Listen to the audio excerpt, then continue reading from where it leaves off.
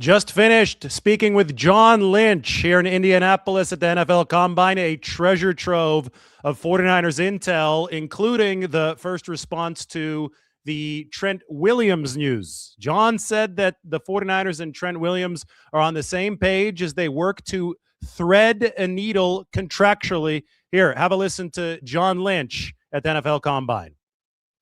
What I'll tell you is that, in recent weeks, I've met with both Trent and with his agent, Vincent Taylor, and had really good, productive, and substantive meetings. And so here's what I know. Trent loves being a Niner. We love having Trent as a Niner. And it's up to us to figure that out and to thread that needle. There's some unique circumstances in that we all know what Trent is as a player, how great of a player he's been. He's going to be 38 years old, and so there's some things that go into that. But I think we're all on the same page and feel very positive about where that's going. Is it years that's the It's everything. I'm not going to get into specifics of it, but what I will say is we met with Vince just today, and I think we're on the right track. I think that we're on the right track. Now, I'm going to play all of that John Lynch video for you, so stay tuned. But I also met with John Lynch after that podium session, and there's a whole ton of intel. I even have notes here right on my phone. We're going to go through it.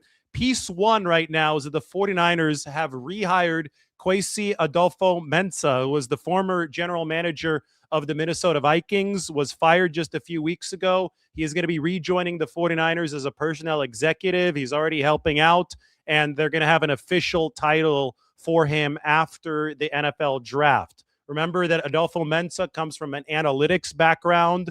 That's how he made his name in his first round with the 49ers. That's how he ultimately got the Minnesota Vikings GM job, and now he is back with San Francisco. John Lynch said that Kwesi called him right after he was fired by the Minnesota Vikings, and obviously the 49ers' doors wide open for Kwesi to return. Good news for the 49ers on many of the injury fronts. Keon White, who was shot in the ankle at a San Francisco late-night establishment, that it was an incident after the Super Bowl that involved the rapper and his people, Little Baby. Keon White had to undergo surgery after that incident, and he is expected back in time for training camp. John Lynch said that there's going to be a 6 to 8 week window right now where Keon White is non-weight bearing on his ankle. But after that window, he's going to be able to resume normal exercises, rehab the ankle, and the 49ers expect their defensive linemen to be back in time for camp. So good news on that front. And John Lynch made sure to add that the city of San Francisco was getting an unfair look in the media because of this incident. This had nothing to do with a lack of safety in the city. This was inside a private establishment at a private party. It was a senseless act. It involved a rapper and his crew from Atlanta, not from San Francisco. And unfortunately, this happened. Keon White got shot in the ankle, and the 49ers and Keon White and everybody is thankful that he will recover and that he's going to be ready in time for training camp. The 49ers have re-signed their veteran long snapper, 40 years old, John Weeks. They're intending to bring back their entire kicking operation.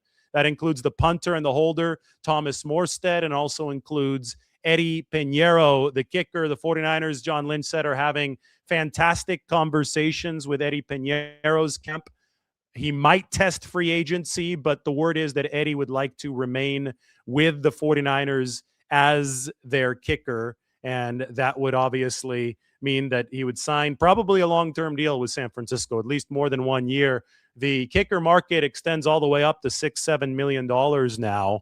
Eddie Pinheiro made 27 of 28 kicks last season. The only one that he missed was from 64 yards out off the crossbar right here in Indianapolis. George Kittle, Nick Bosa, all on good tracks to return from their respective injuries.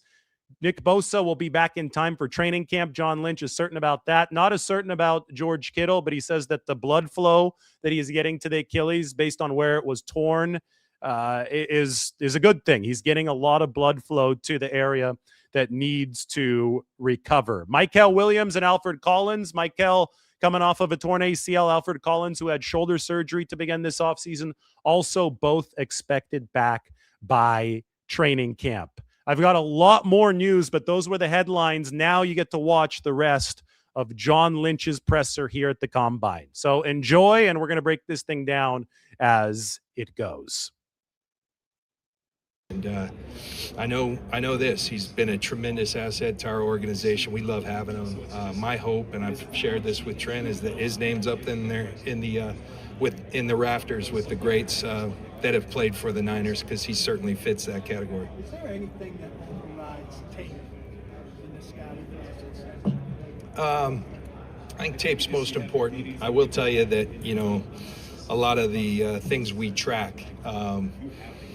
In terms of successful draft choices over the years, there's obviously a requisite amount of ability. A lot of it goes to the person, the intangibles that they possess or don't possess in terms of them making it or not making it. And I think that's because, having done it myself for 15 years, the NFL is very hard. It's tough. It's not easy. You're going to be tested over and over and over. And so do you have that mental fortitude that when things get tough, because they will and they do, and that never goes away, do you have that mental toughness, that physical toughness to endure and get the most out of whatever your abilities are? I think that's really critical, but the tape is very critical. Is it hard to identify that? Have you been burned on identifying that fortitude? Of course, but I think we've also, some of our best picks, that's kind of, so like, I think one thing we try to do in these meetings, you're not just the ones you have questions with because they've been in trouble. Let's get the guy that is a stud human being in front of us, so we can feel that, and we can feel the effect he might have. I think the best leaders, they make everyone around them better. And so if you can get a sense of that goes a long way to identifying the right type of people that you want in your building. What's one area of your team you'd like to make a concerted effort to address this offseason? Obviously, you have a lot of needs, but what's one thing that pops in your mind? Grant, I think you always want to get better as a team. Now, one tangible thing, we've always prided ourselves on our defensive front and getting after people. And last year, if you just look at the numbers, now I don't think the numbers are always reflective. I felt like there were games where we put a lot of pressure on, but you got to put the quarterback down. And so that's something that we want to address and we will address. Why did you hire Raheem Morris? What do you like about Raheem Morris? Yeah, so Kyle makes those decisions. He obviously consults, but Raheem brings so much to the table. First of all, I go back to, I've known Raheem for a long time. At one Buck place, he used to sit behind me, and right behind me in the back of the defense, Mike Tomlin was our DB coach. Raheem was the assistant DB coach. So I've known Raheem for a long time, as had Kyle. After I left, Kyle came in as an assistant, and he and Raheem got to know each other. But it's not just that. I think you go into all of his experiences. Raheem has he's been in this league for a long time. He's done it at a high level. And I think he's got a lot of variety to the type of defense, schematically and in terms of what he's deployed. And we like that. And he's very familiar with the system we run, but he's also had some more experiences like what he did with the Rams that can add some variety to what we do. I think he's a very forward thinker. He's he's an energy giver. Any building Raheem's in, you feel that.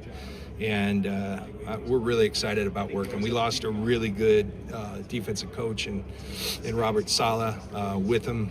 He took Gus Bradley, who had a great influence on our building. But to be able to replace that with someone like Raheem and some of the pieces we're bringing in, we're really excited about. That was good. The answer on Raheem Morris, and it was a lot of what we had reported at the time of the hiring, that Raheem Morris has run a bunch of different defensive schemes. So he's going to be able to plug into the 49er system. And you'll hear here in a little bit, keep on listening to John Lynch. I've got a lot more from him.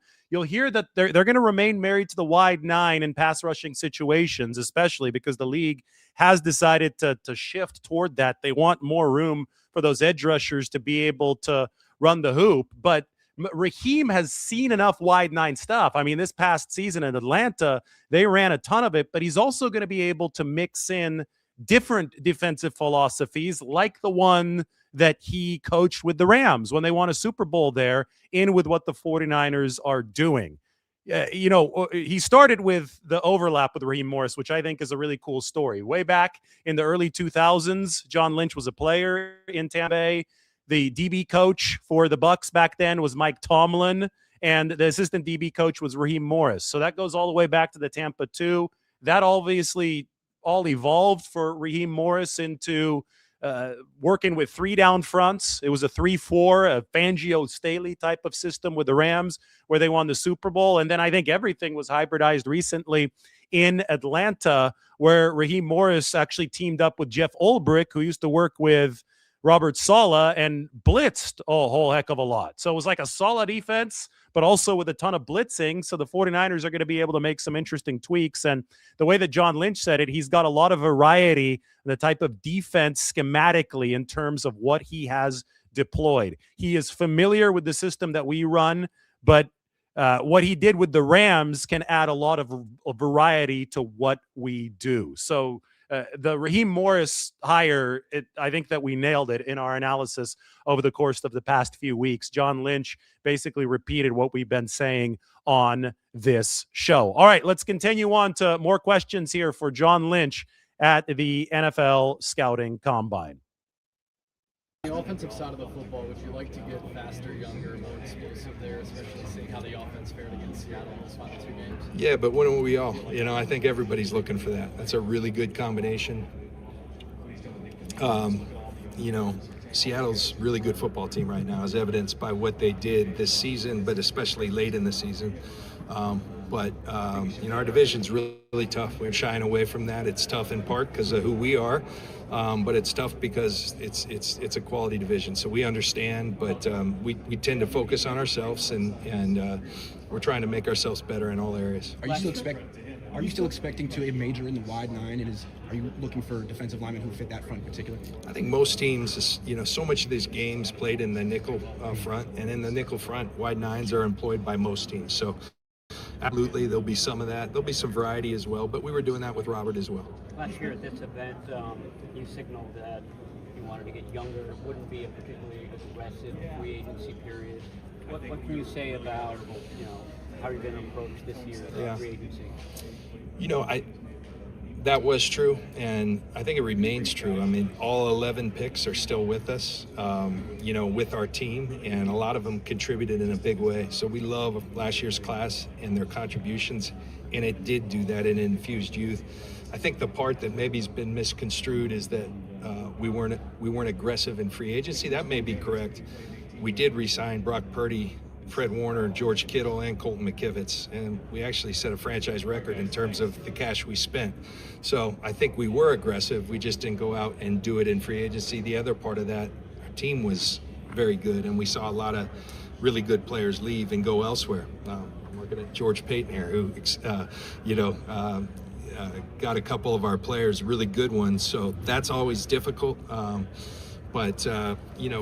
We want to be targeted in free agency. I think that's always a good approach. But our lifebloods always will be the draft, and we want to be very proficient at that as well. We don't have 11 picks this year. We'll see with comp picks and all that where we end up. But you got to hit on that each and every year.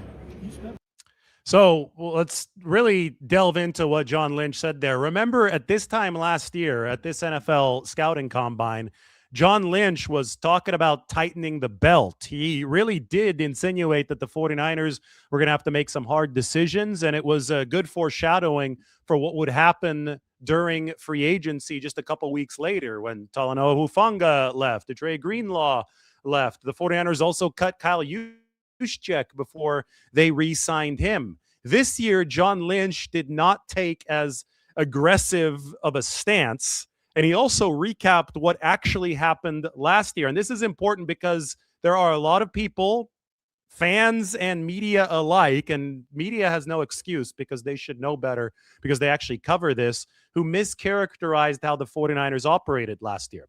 San Francisco spent $336 million on its roster in 2025. $336 million. As John just said, that was a franchise record. Never before had they spent more cash on their roster than they did last season in 2025. Now, there's a difference between spending on your own players and spending in free agency. And I think that's where a lot of people got it twisted. They assumed that because the 49ers weren't spending as much in free agency, that they actually weren't spending, but they were actually spending a record amount. They decided to double down on their A-list core, which is solid NFL roster building. So you saw the extensions last offseason for Brock Purdy, for Fred Warner, for George Kittle. Now we move forward into 2026. And the 49ers, yes, they're going to have some financial housekeeping to do with Trent Williams. There's no doubt that's going to get done. They're not going to let Trent Williams walk. It seems that logic has flown out the window. I see salary cap people talking about the 49ers.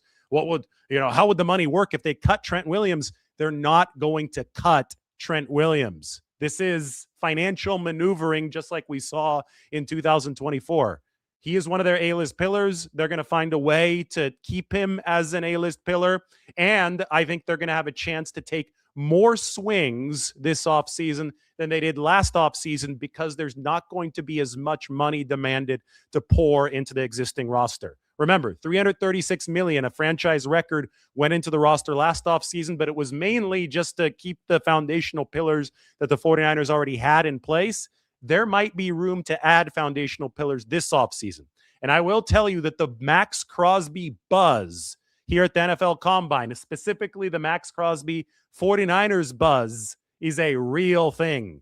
I think the 49ers would love to get Max Crosby onto this football team. Now, it would involve the Raiders having to trade him. It would involve the Raiders having to trade him to the 49ers. But a lot of discussions, as far as trades go, do begin here in Indianapolis at the NFL Scouting Combine. In fact, that was one of my questions to John Lynch a little bit later in this interview. Let's continue going through John Lynch's press conference. You're getting the full thing here during this live.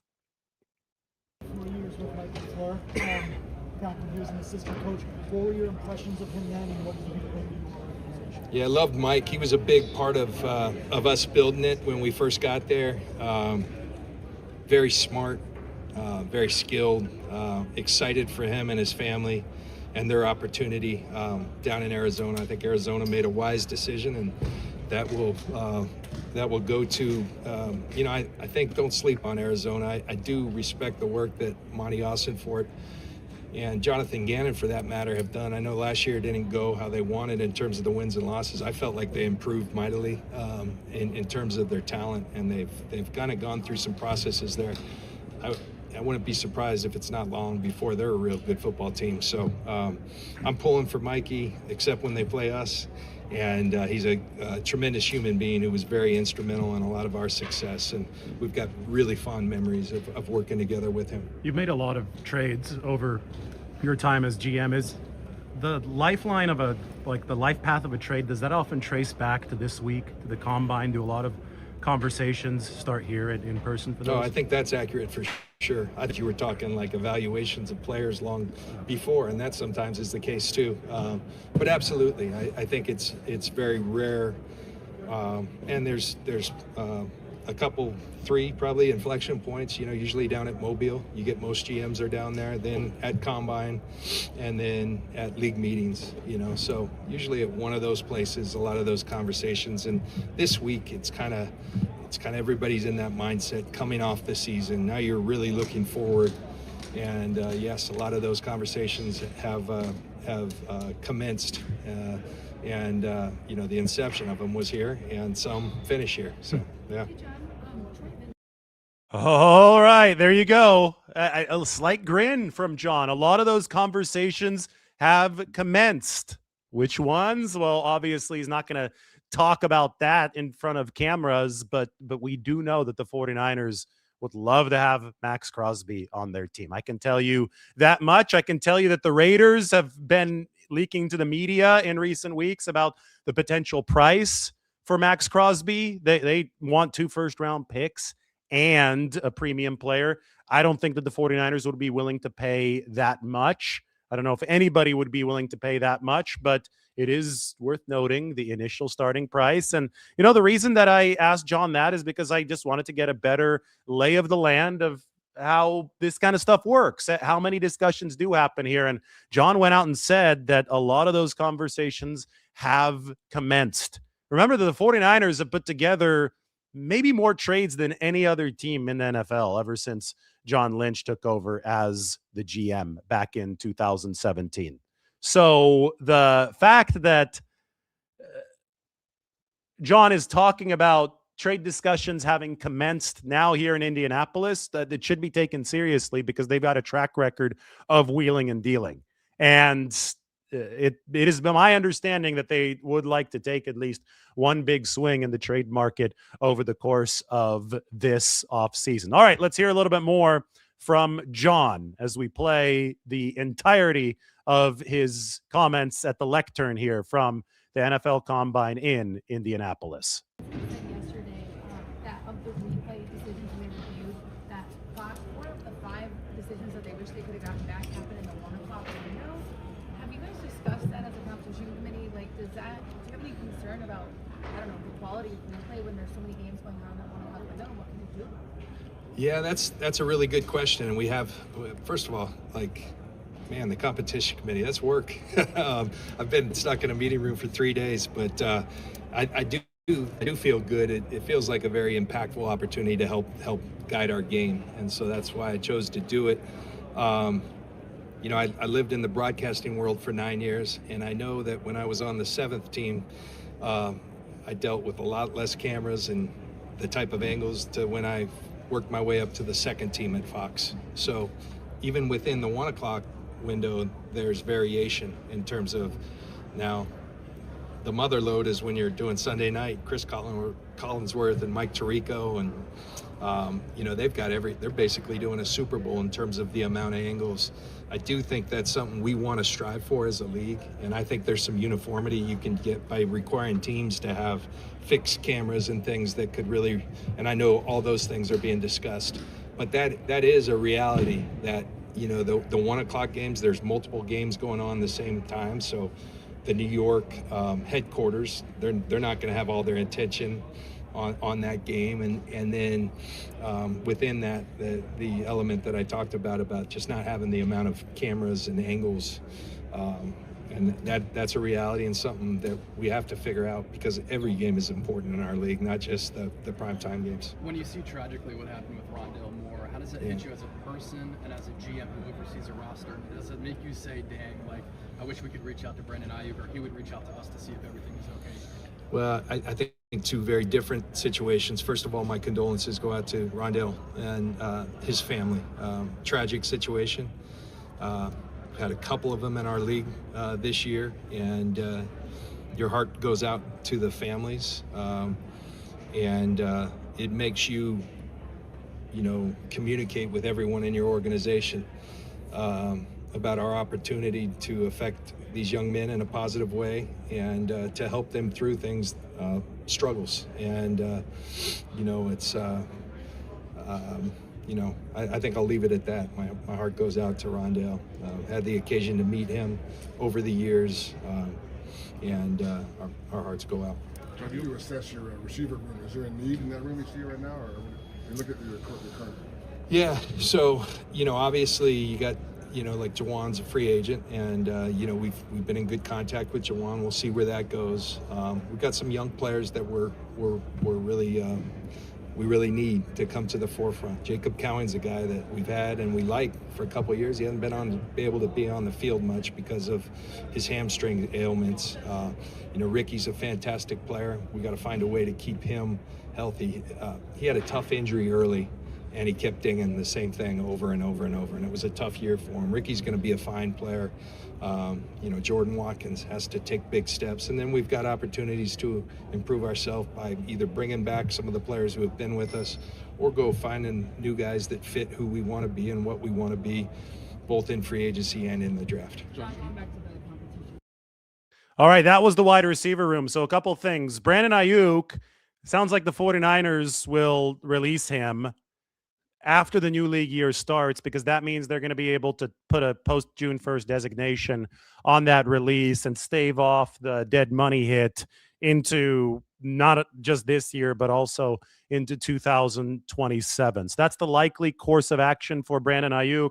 Obviously, if somebody swoops in with some trade interest and Brandon Aiyuk is willing to work with the 49ers to change his deal around so that that trade interest can actually turn into a trade, because I don't know if anybody would be willing to take Brandon Aiyuk at his current contract, well, then maybe the 49ers would be able to offload him in that way. They can also decide to sit on Brandon Ayuk's contract probably all the way up until the regular season, because it's the $25 million option bonus that would trigger the team having to make a decision one way or the other, kind of like the Trent Williams option bonus. That one is scheduled to hit here shortly after free agency starts.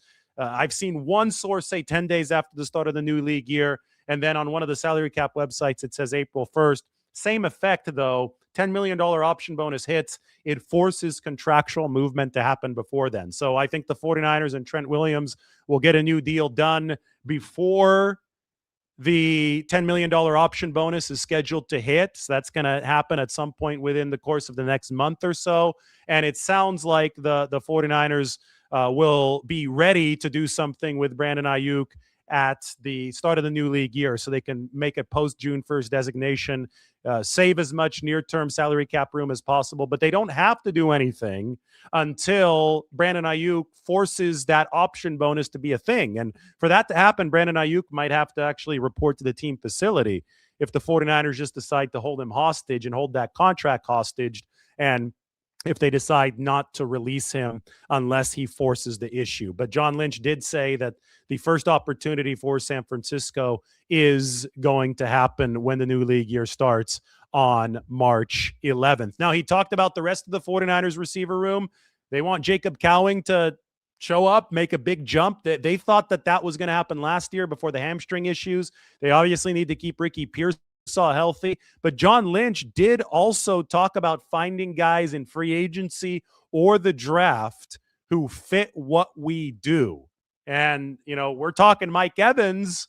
Mike Evans would fit what the 49ers do. Big-bodied receiver, I think, would pair nicely with Brock Purdy. There's Romeo Doubs out there in free agency as well. You can't rule out a return of Jawan Jennings. John Lynch said that the 49ers have been in touch with his camp. But ultimately, it is important to get some value, get some production out of the guys already in your building. And yes, Jacob Cowing, Jordan Watkins both fall into that camp. Make no mistake, Ricky Pearsall remains a big hinge point for this 49ers team.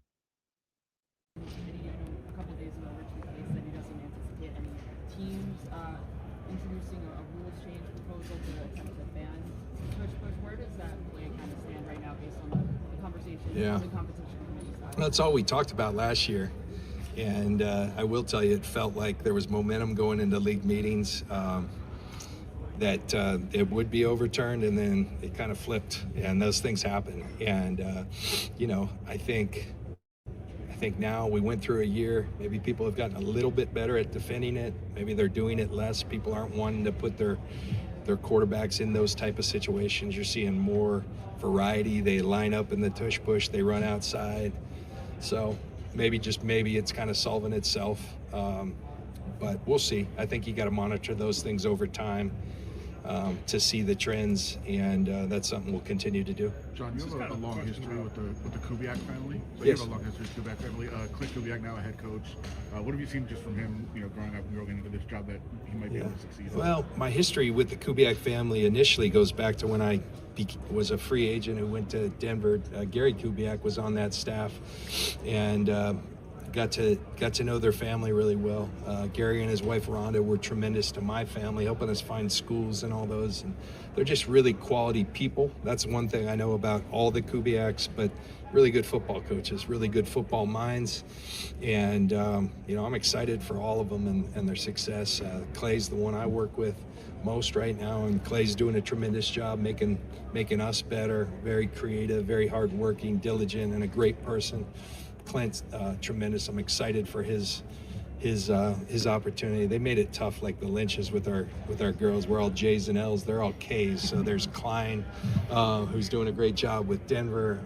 But they're all tremendous people and have added a lot to our game.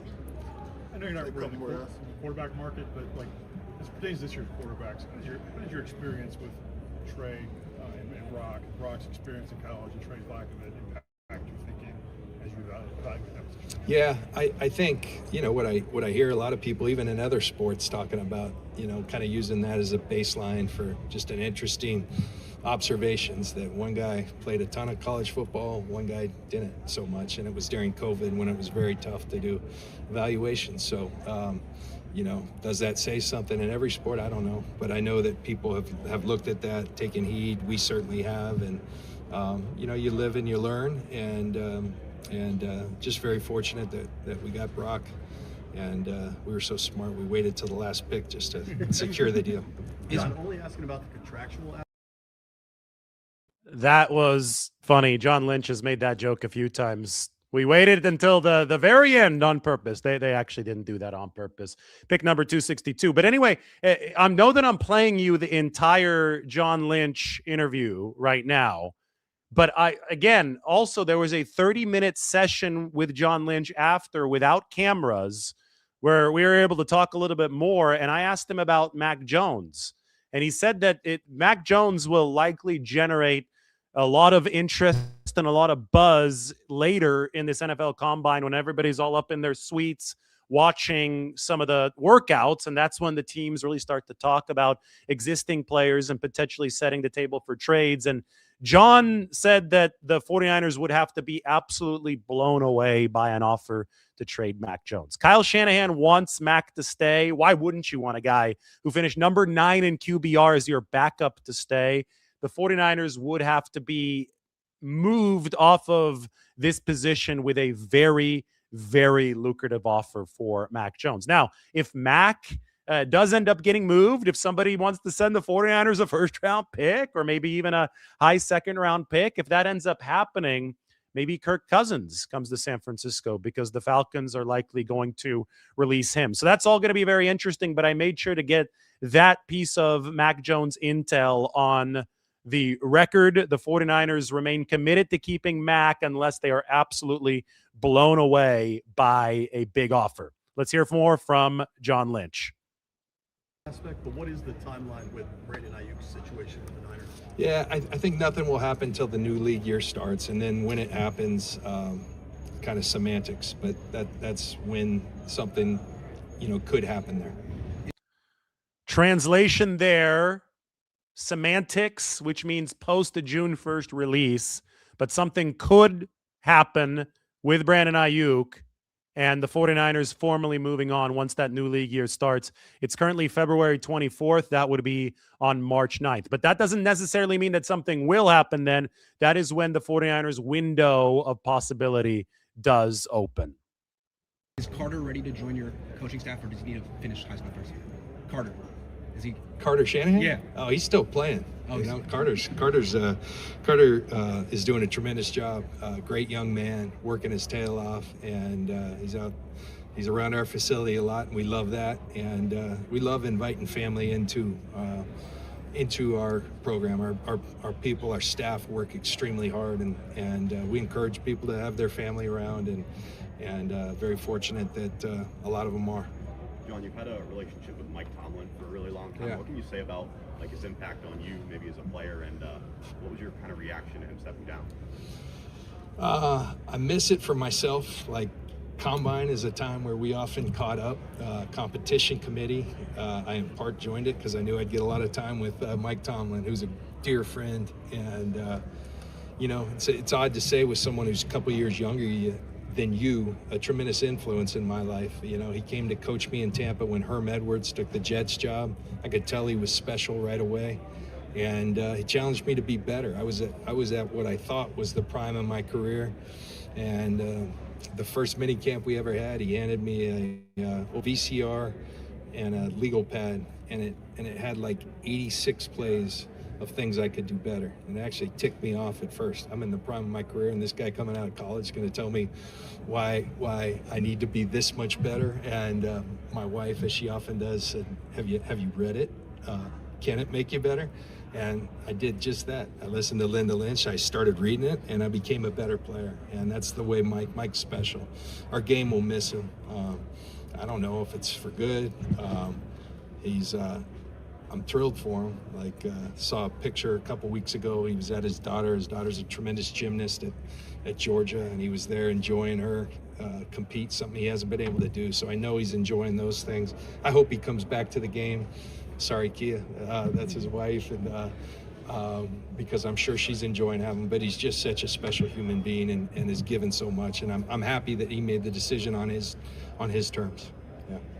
During Super Bowl week, there were some players around the NFL who said, yeah, maybe the substation theory can impact the Niners' ability to attract free agents. There were others, including Christian McCaffrey.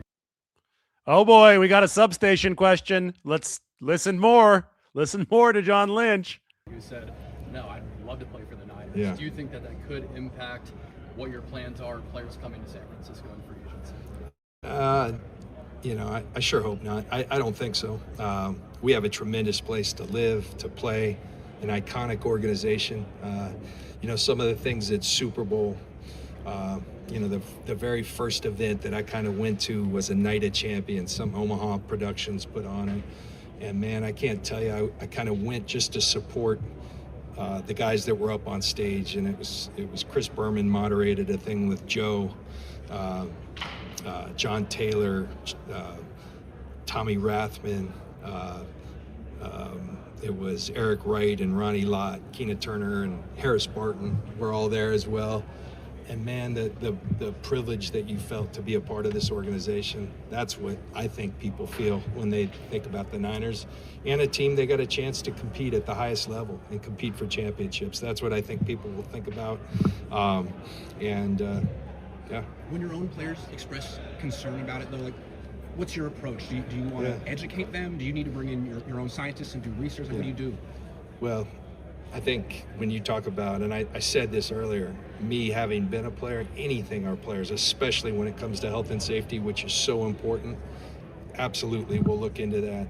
Working with our team to do just that. Encouraged by some of the early things, our chief medical officer, Dr. Sills, came out and basically stated that there's no literature that speaks to that being an issue. So we'll continue to monitor that, and there's so many great things about being a Niner, and I think that will carry the day. We'll obviously always look into the concerns that our players might have.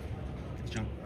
All right. Nice and proper. Substation questions finish up the John Lynch camera portion of the interview. Now, remember, after that 30 minutes, I've read some of the highlights for you. I've reported those, but we're going to go back over some of those, go into more detail, and I still have much, much more because today is one of the good days of information gathering entering the new league year. I clarified a few things with John Lynch after. I said, when this contract with Trent Williams was signed back in 2021 or 2024, 21 and then 24, was there an understanding that in 2026, you're going to have to revisit this? And John Lynch said yes. So this is not necessarily something that has caught the 49ers by surprise. In fact, we were going over it a little bit earlier when I was showing people the Trent Williams contract, and I guess that's something that I could do again right now, just to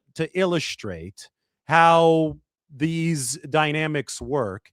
You take a look at Trent Williams' deal, which is right here, and you could see 2024, 2025, 2026. Look at the base salary. Look how it rises sharply in 2026.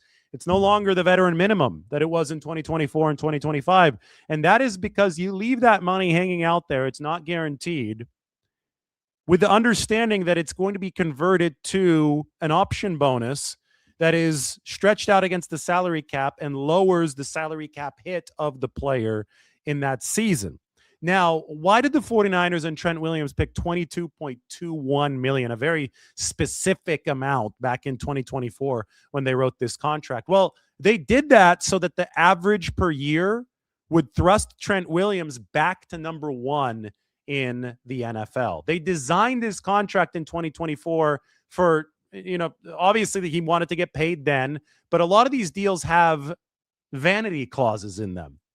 There is an APY inflation, average per year inflation, that is a little fake because it's not guaranteed money anyway, but it allows the player to walk away saying, I signed the most valuable contract in history for an offensive lineman. That's why this contract was $22.21 million per year.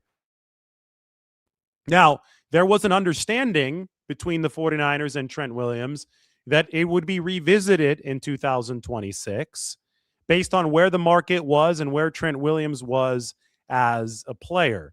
And that's exactly what has happened this offseason. That's the needle that they're trying to thread.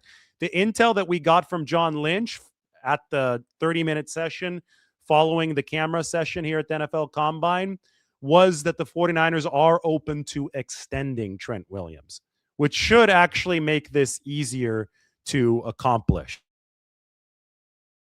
Because if you extend Trent Williams, then you're able to add on more years of base salary. 2027, maybe even 2028. Trent has talked about wanting to play until he is 40. So, yes, it is threading a needle because, as I said earlier, you've got $22.2 million plus $10 million coming as an option bonus in probably the next month or so, and then $850,000 scheduled for Trent Williams to come via these bonuses. It all adds up to over $33 million in cash flow this year.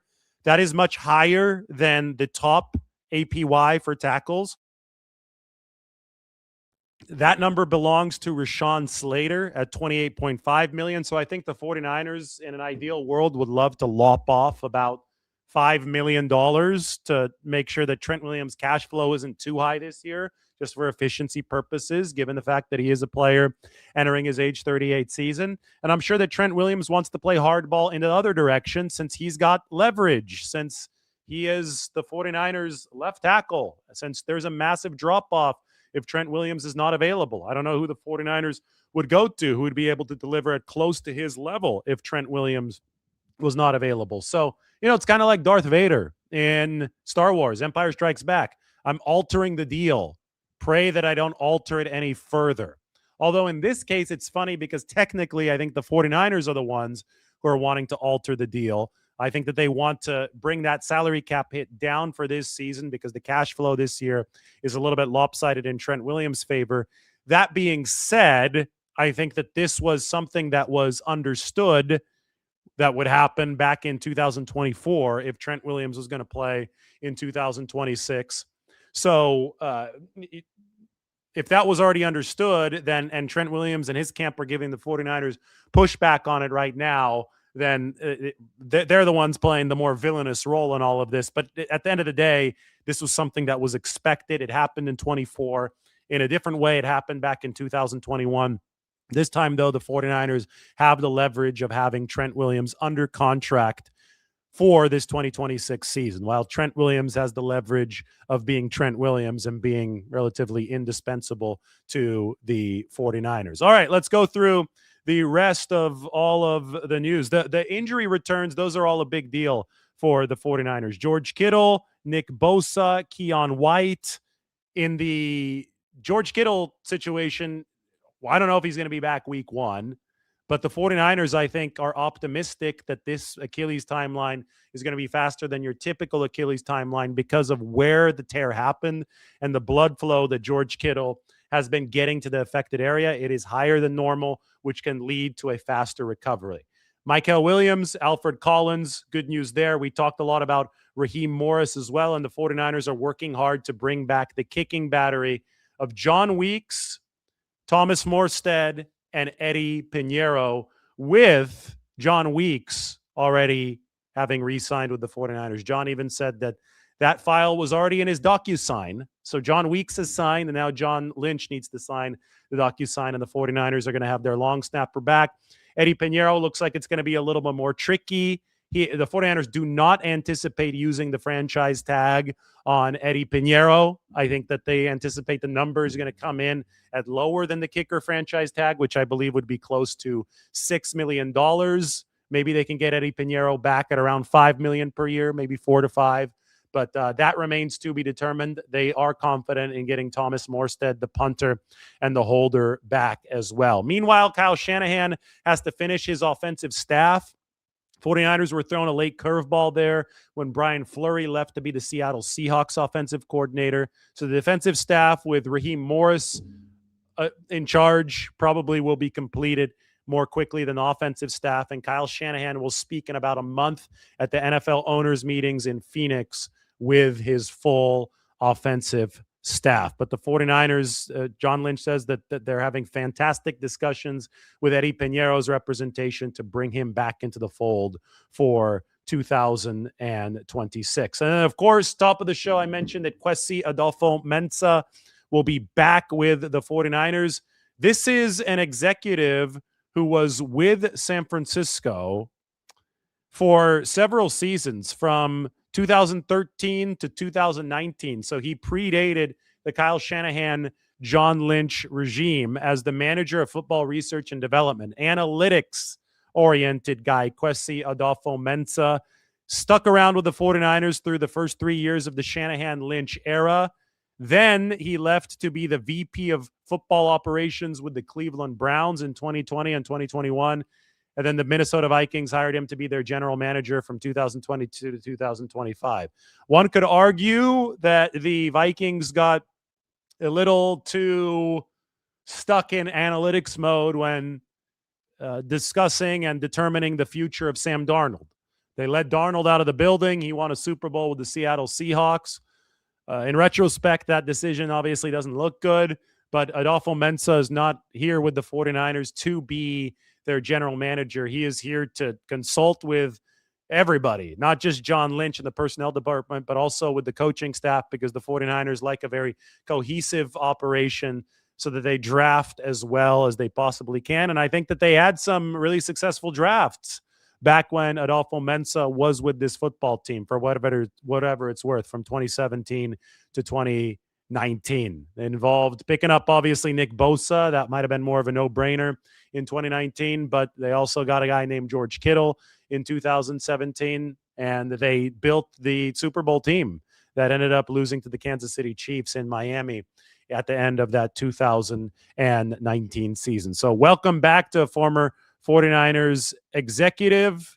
He's going to be in a lower position than he was in Minnesota, but he's going to be helping the 49ers make some of their picks, determine some of their free agent signings. I mean, you've got to go about this through both avenues, free agency and the NFL draft. All right, I'm going to open this up to some questions. Any of those of you who would like to know more about about an hour of conversation that we were able to have with John Lynch today, please let me know. And if you want to watch that entire interview, well, it is in this video. We played every second of it in this video. Cameras were not allowed for the backstage part later, but I have relayed all the information for you.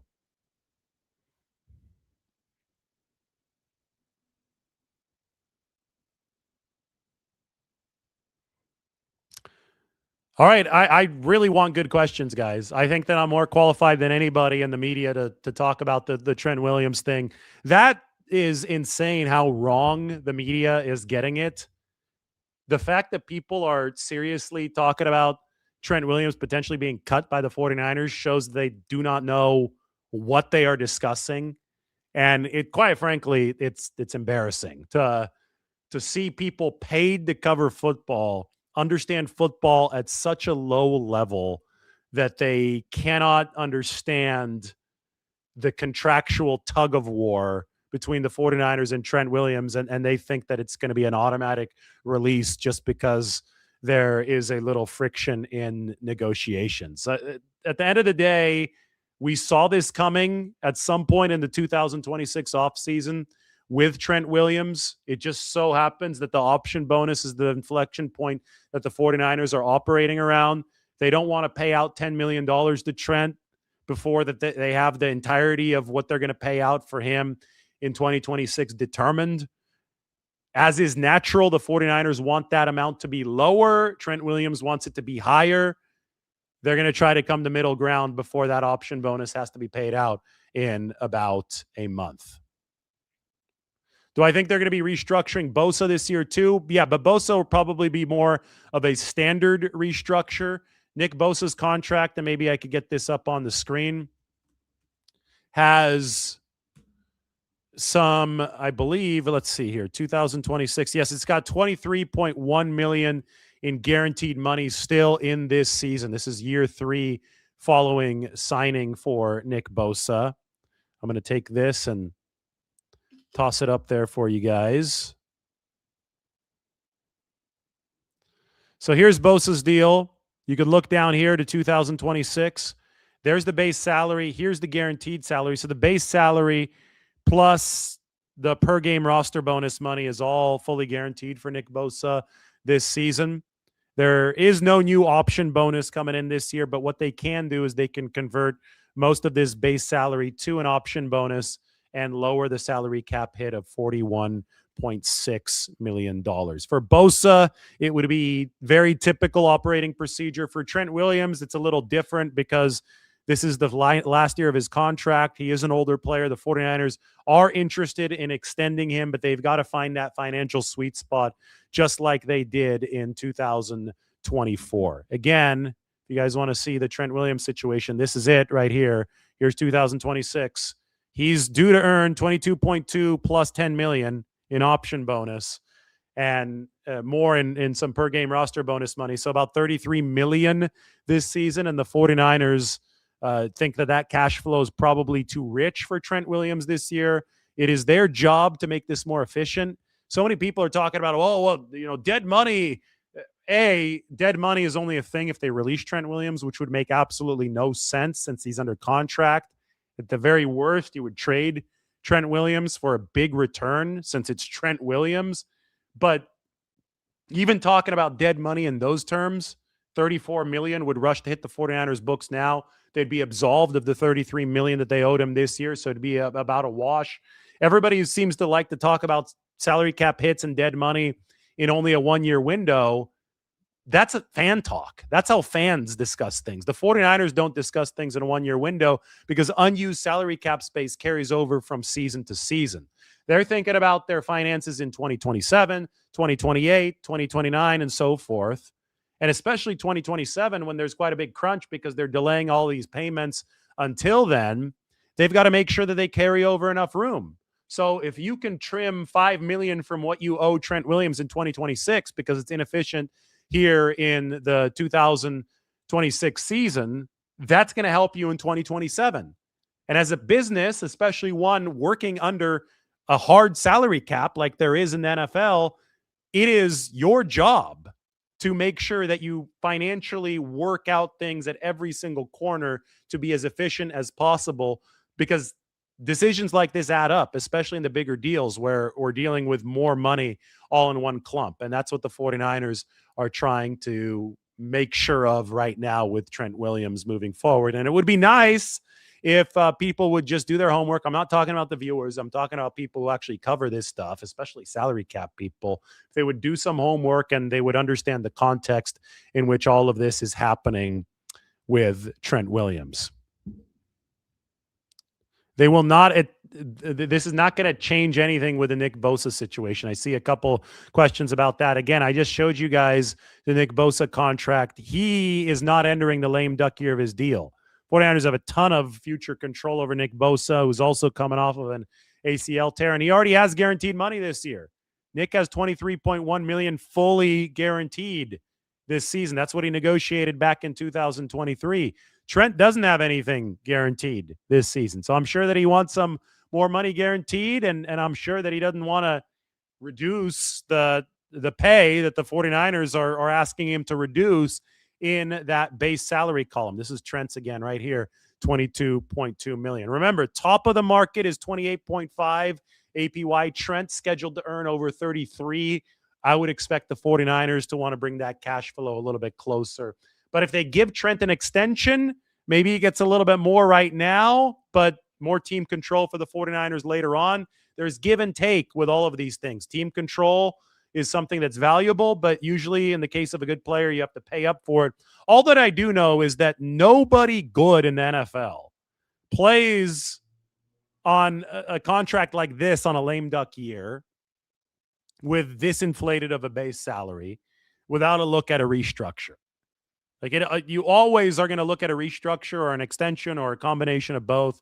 And that's what the 49ers and Trent Williams are trying to thread right now. Yeah, Kwesi is not going to be the primary decision maker. He's been a valuable member of the 49ers building in the past. I expect him to be a valuable member of the 49ers building now. Do I think they'll be restructuring Bryce Huff this year too? Yes. I think if you're trying to find a very efficient path forward with Trent Williams, you're going to do that with all of your contracts, especially the ones with only 1 year left. In the case of Bryce Huff, I think that's a good question. That's a really good follow-up question there from Greg. I do believe they're going to be trying to find a more cost-efficient way forward with Bryce Huff.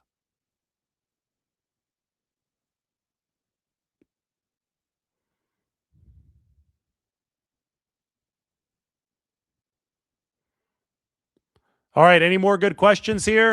I'm going to keep it at about an hour. I know everybody's going to have a busy evening tonight. At least I will here at the NFL Combine. So I want to make sure that I get all the information to you in a timely and efficient manner.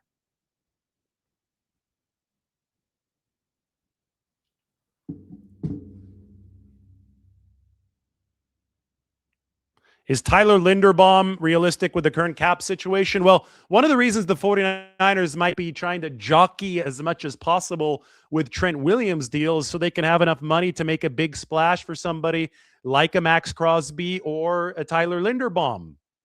I think you've got to really take that and realize that every dollar matters. So let's see what the 49ers can do financially moving forward here with Williams and others, Bryce Huff being another example. And then let's see how they can apply it in free agency moving forward. But one of the reasons for the big financial reset last offseason was so the 49ers could be in a better position to pounce this year with some bigger swings outside the building. I think they're there, but I think that work is ongoing because salary cap room is connected from season to season. So there's a very, very good chance that however they can save some money with Trent Williams can allow them to make other splash moves around the roster. I think that Luke Farrell, there's a chance he's not on the team next year. We'll see if they go for another blocking tight end. I think he was disappointing for the 49ers in 2025. Charlie Kolar, that's a name that I'm sticking with right now. Brock Purdy's former teammate at Iowa State.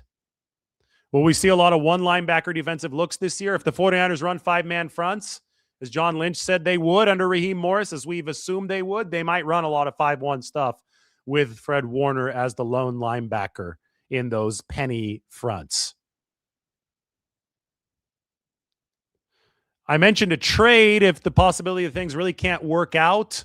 Yeah, but that's very, very unlikely. The 49ers are almost certainly going to get something done with Trent Williams. He would still be worth a lot to a potential contender, but the problem is the 49ers are a contender, and they're not going to let Trent Williams just walk out of this building. I think any trade would require another left tackle to come into the building because that is such an important position.